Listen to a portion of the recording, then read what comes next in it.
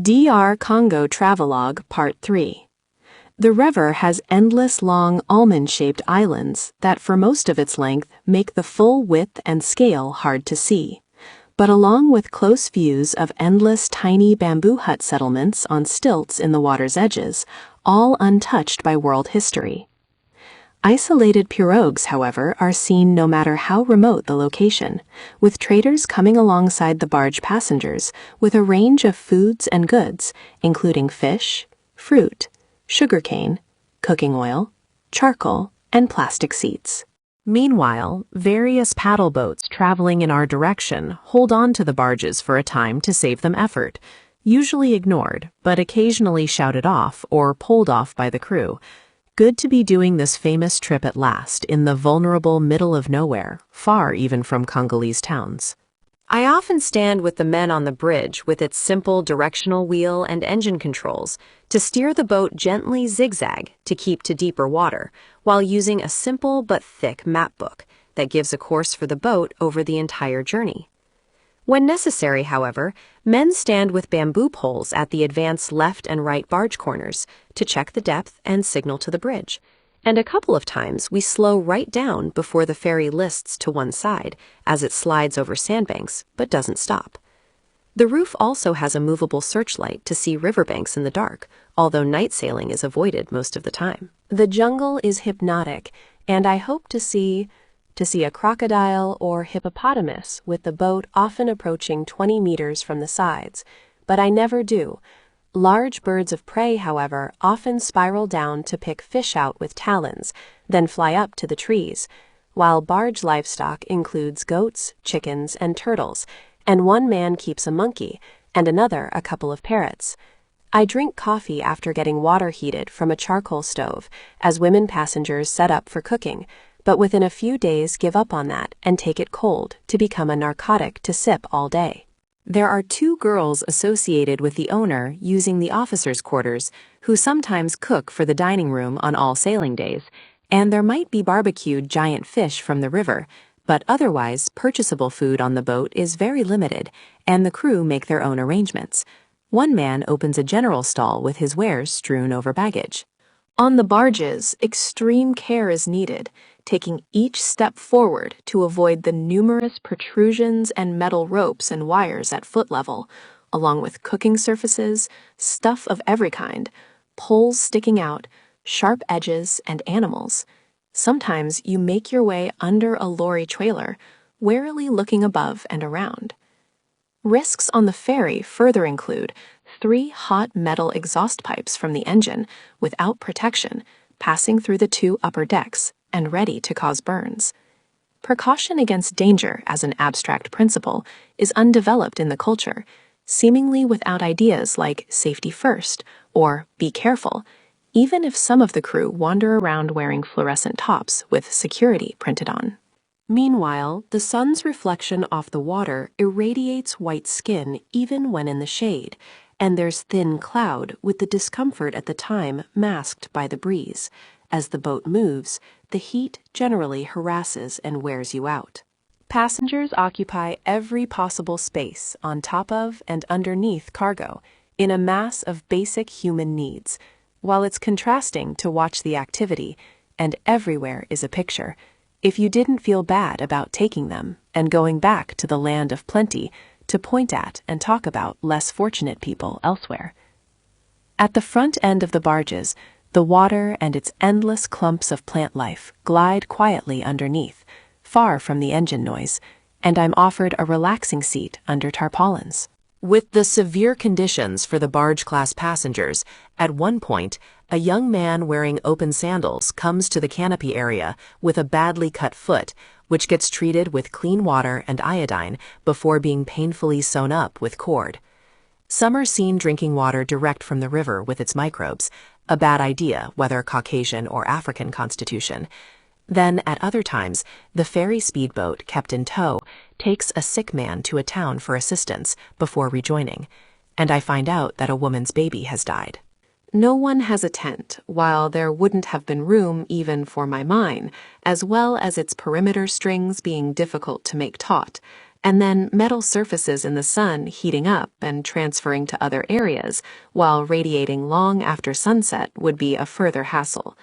Beneath the barge upper deck might have worked, but this space was already taken by families, while barge passengers aren't allowed on the ferry, and mostly make do with plastic tarpaulins, which get battered with rain and wind. First stop is at Asongi, comprising a few grassy roads where people are surprised and pleased to see me, and have great fun watching me make the short jump from boat to shore, while generally, I'm somewhat surprisingly, taken as an unworldly and cosseted foreigner. It's the real Africa, though, a simple but old place with strong character here in central DRC in Central Africa. Unfortunately, the damn police come for me to register in their book and waste my time as the sun sets, so I can't go and see the village properly, then asking for money, which I shrug off, and we leave at dawn the next day. One of the first concerns in travel is maintaining your awareness level for good judgment and decision-making, and being both mindful of the causes of it slipping, and then trying to be aware of the awareness being down to concentrate and seek the rest needed before problems occur. In a similar way, while resting in the cabin, I get distracted by a man knocking to show me a river fish they've caught, and when I take out my camera, I fumble and drop it to misalign the lens barrel, and it stops working for the rest of the journey. However, I'm abstaining from alcohol for the trip to stay sharp, and this sad event prompts me to give it up permanently, which I then succeed with and becomes for me far more valuable than any photos. The boat moors at a hamlet, but sets off early, heading for Bumba, the next main stop, a little town with everything innocent and harmless, people calling out Mundele as Lingala for white man, and with shack stalls, waterlogged and overgrown roads, and only hints of development. There are little robot-like spiders around with rapid, jagged movements, too fast for the eye, plus insects, including moths, beetles, and intermittent mass gnat hatchings that fill the air like snow and penetrate my mosquito net. Bumba has a place called an internet cafe, but with no connection, and I just type up notes to a memory stick on their decaying computers, then wander to some sort of Islamic presentation going on at the little center, with men speaking to an audience.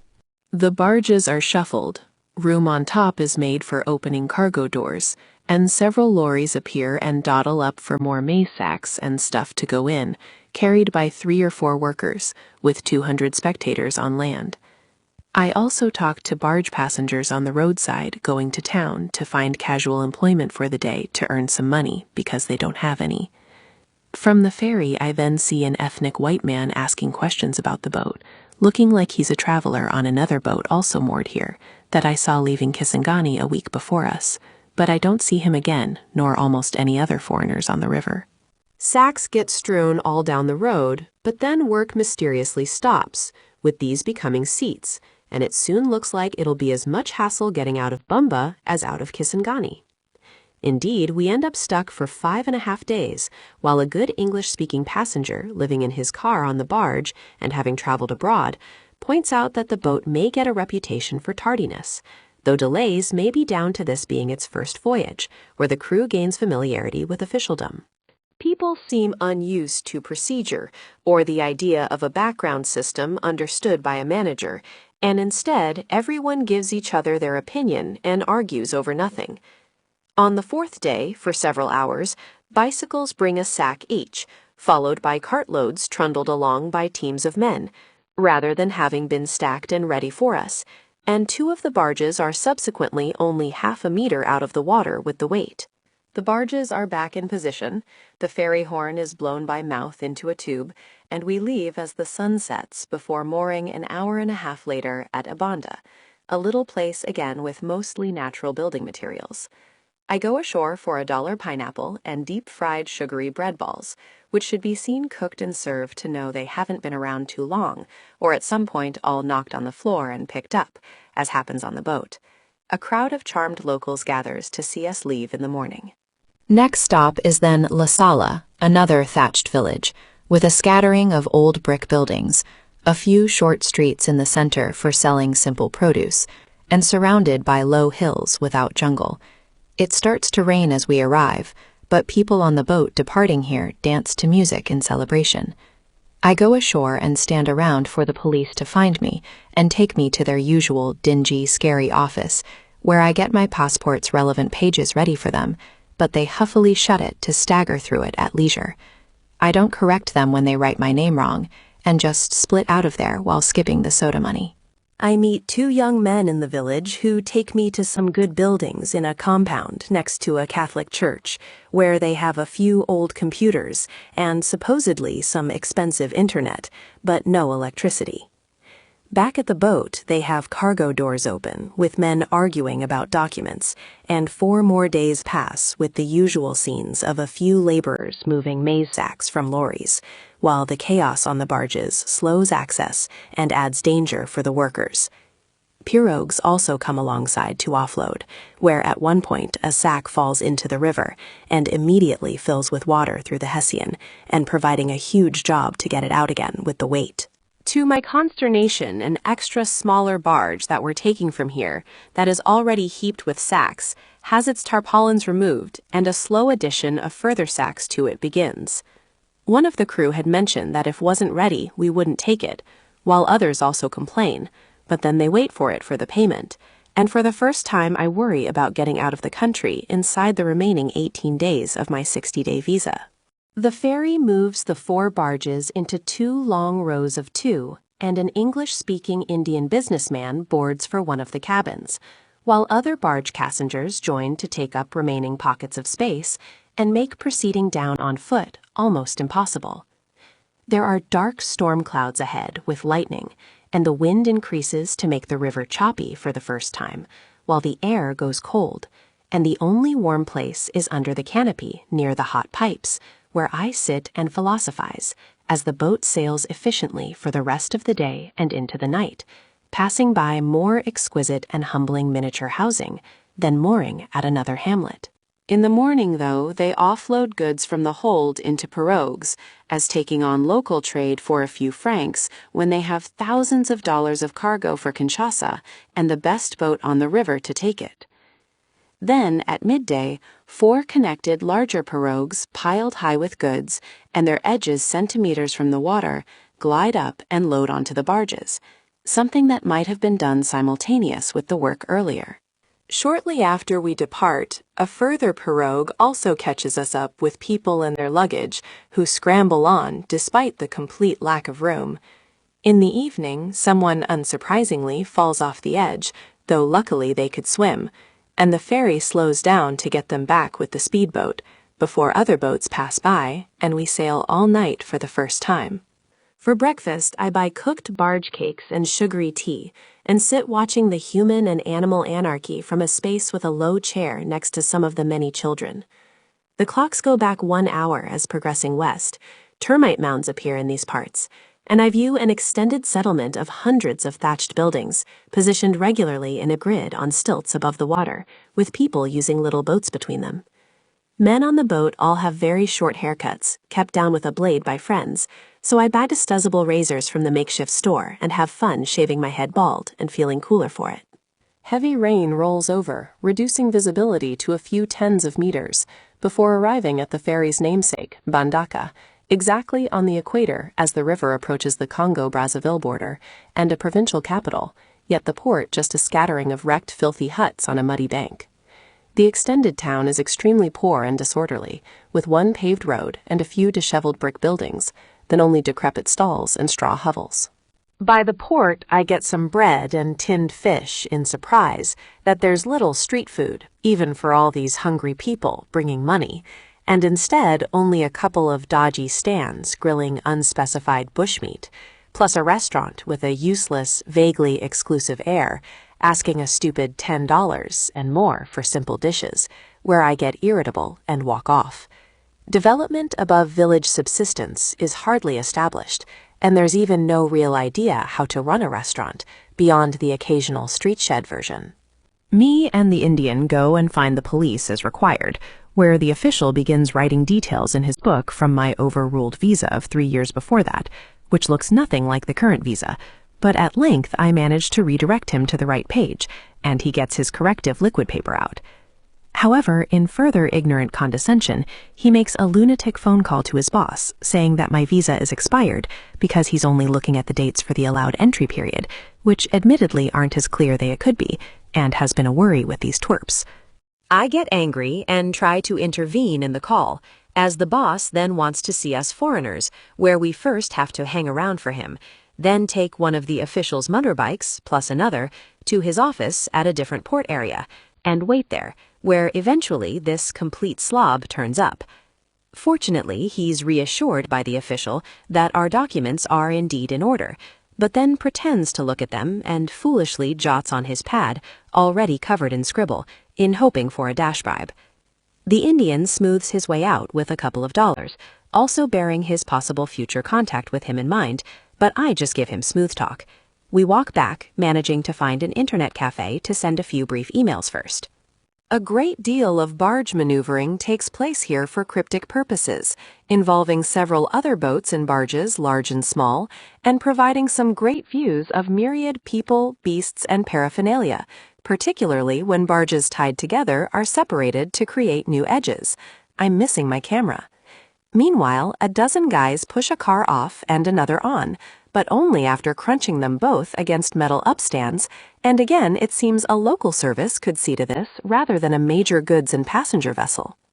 Pyro activity of all kinds also crowds the water, and it's floating garbage here, while birds circle above. Early in the morning, before we can depart, there's a meeting under the canopy with the crew and 2 army types with guns that becomes a shouting match I can hear from my cabin, no doubt trying to deal with extortion and hindrance, while I understand that different documents are required for each of the journey's 4 provinces. Once they're gone, the boat clears off as soon as it can, seemingly to avoid further trouble, but where the horn call gives some passengers ashore insufficient time to return, and a few minutes later, a couple of engine pirogues have to bring them down the river to rejoin the barges, while they shout scorn and shake fists at the bridge. We're into the second and faster half of the journey, and passing by another Kinshasa-bound boat, there's waving, hollering, and terrific horn sounds on both sides in a sense of shared achievement. I give away my unused tent to a pleased crewman, who's been helpful, and transfer my regional map from the cabin to the bridge, before happily being offered the use of the cabin for a further few nights on arrival in Kinshasa, while I book a flight rather than finding a hotel, most of which are expensive there. We pass a number of 40-meter square trellises of logs and bamboo, lying in the water, drifting their way downstream, with a scattering of dirty straw huts and a few people and chickens carefully walking round.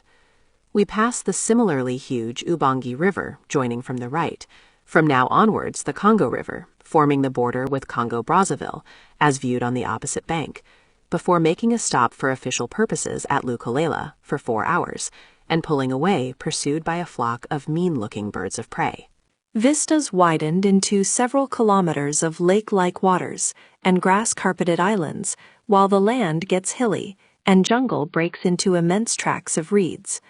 Meanwhile, during clothes washing, I nearly have an accident on stairs to get water, due to slippery detergent between feet and sandals, but I'm holding the rail. There is more stormy weather at dusk with lightning in many forms, including sheets to momentarily view the landscape, colossal forks to the ground, and explosive balls with streaks and snowflake shapes. We pause at the riverside in rough water, but sail again after midnight for most of the night. Arrive at dejected Maluku town near Kinshasa, where I don't step ashore in hoping to avoid the police, but one spies me on the deck and comes aboard, complaining, and with the same psychotic routine, leaving me wondering if they're even literate.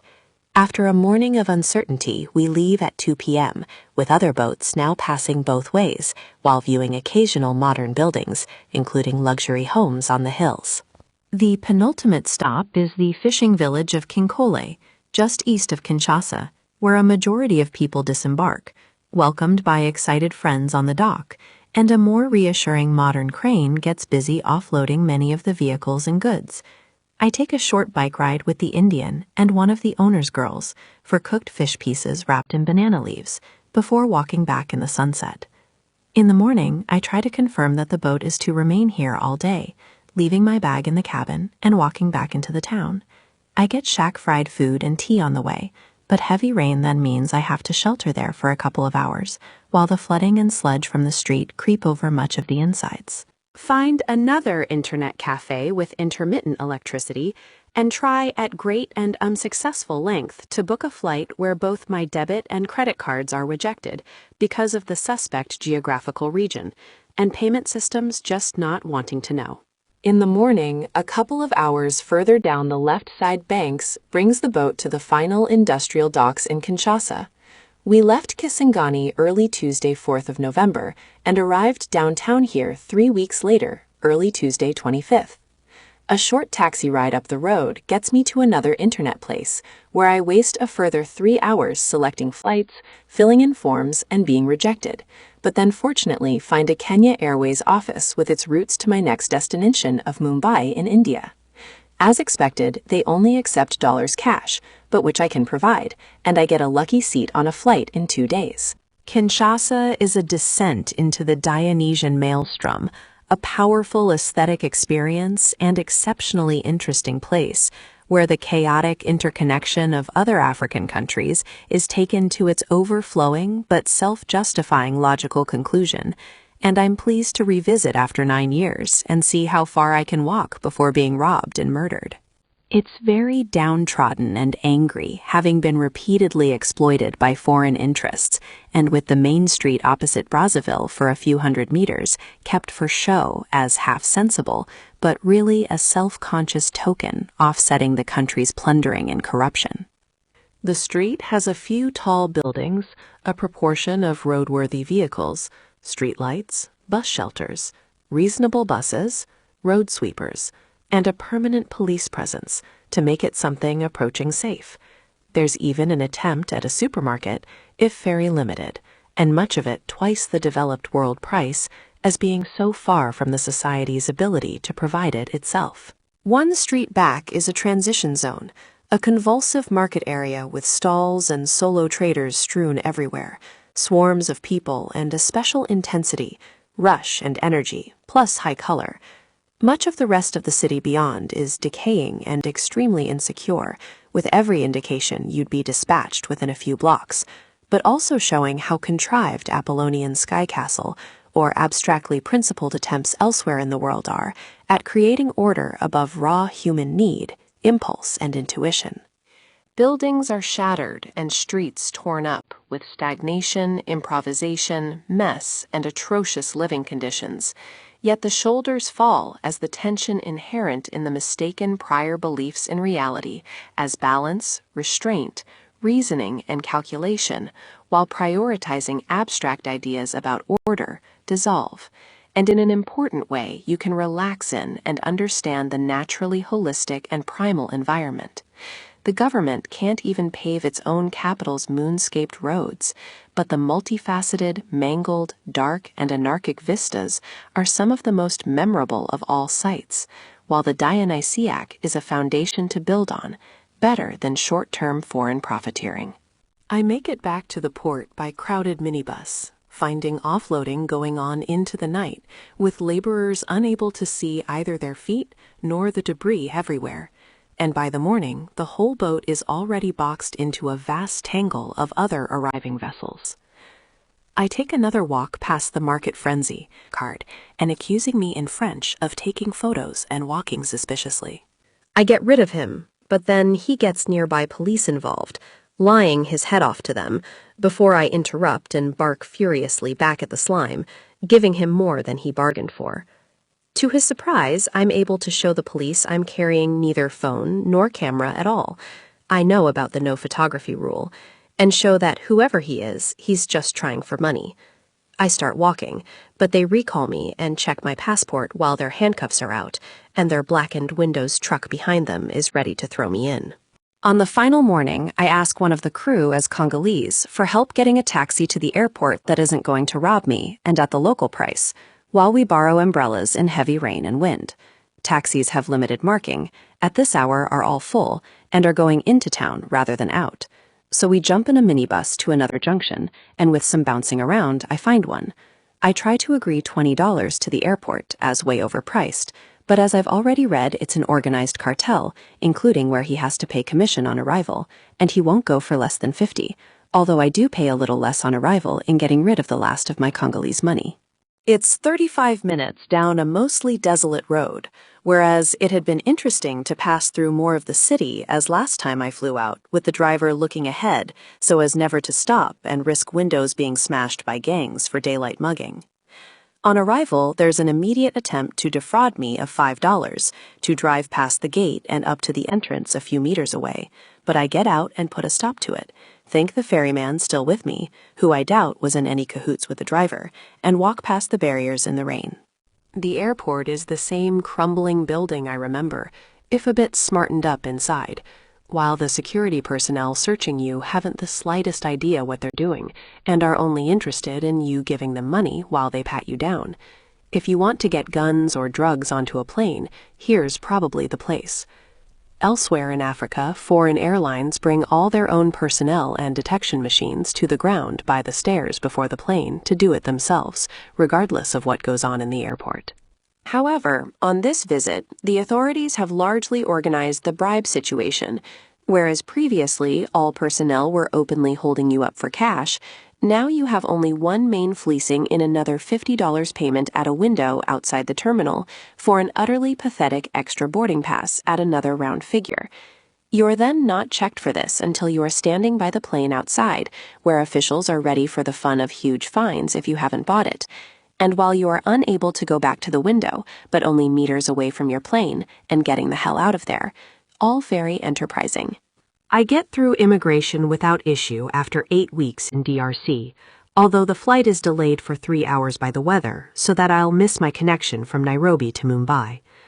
On the flight, I take an anti-inflammatory for a slightly high temperature from a regular cold I gained in Kinshasa, and on arrival narrowly escape being stopped at a medical checkpoint scanner set up for the present political health scare rubbish of Ebola virus, walking through as quickly as possible while being stared at. To my great pleasure, there's an announcement saying that with no further flights to Mumbai today, the airline is putting the dozen affected passengers in a 5-star hotel in town for the night and part of the next day, while providing Kenyan transit visas and bus transfers. I have my own fine room to rest, plus unlimited quality buffets for dinner, then breakfast and lunch. The hotel is in one of the better districts, but still takes serious security precautions, including a huge barbed fence perimeter, a very heavy-duty vehicles barrier, and lots of personnel, while I have time to walk past them and around nearby streets. I get a glance at a $140 hotel bill to Kenya Airways for my stay. Any questions?